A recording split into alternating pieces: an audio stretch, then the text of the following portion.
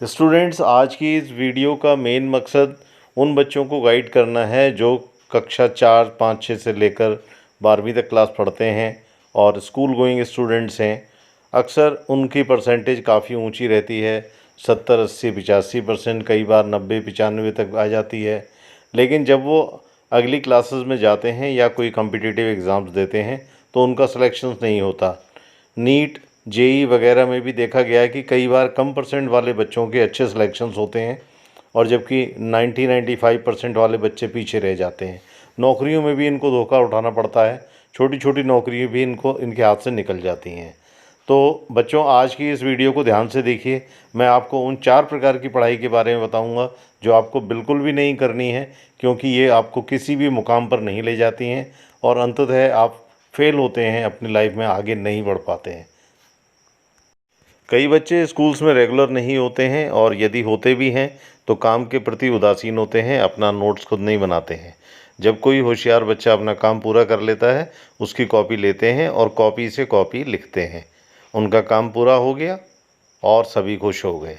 ये है पहली प्रकार की पढ़ाई, जिसे आपको बिल्कुल नहीं करना है।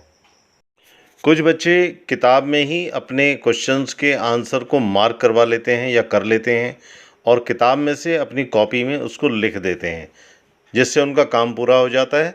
वो भी खुश, उनकी टीचर भी खुश, उनके पेरेंट्स भी खुश कि पढ़ाई हो गई। ये होती है दूसरे प्रकार की पढ़ाई। तीसरे प्रकार की पढ़ाई वो होती है जहाँ पे टीचर बड़ी सिंसियरिटी के साथ क्वेश्चन को समझाता है और उसके बाद उसके आंसर्स ब्लैक बोर्ड पर लिख देता है और बच्चा उसको अपनी कॉपी में उतार लेता है, जिससे उसका काम पूरा हो जाता है, कॉपी बन जाती है। ये तीसरे प्रकार की पढ़ाई भी काम को पूरा करवा देती है, पढ़ाई को करवा देती है, लेकिन इससे आगे बढ़ने में कोई सहायता नहीं मिलती है।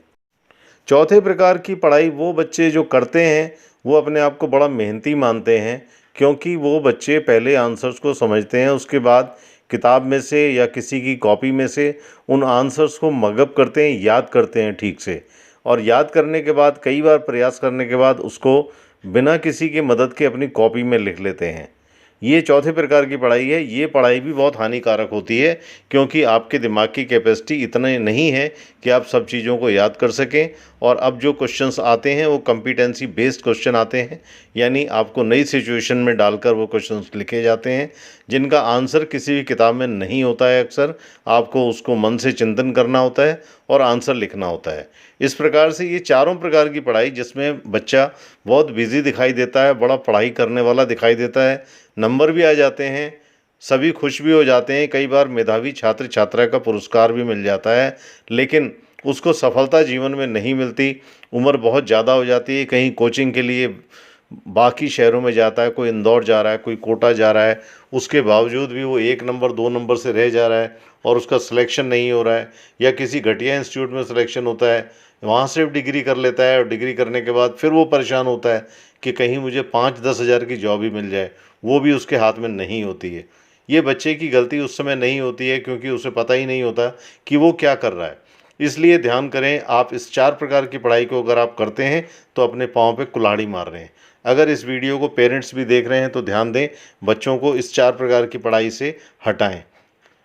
पढ़ाई कैसे करें? सबसे पहले है इस चीज़ को समझना, समझने के बाद कॉन्सेप्ट को समझना, कॉन्सेप्ट को अपने मन से लिखने के प्रयास करने चाहिए।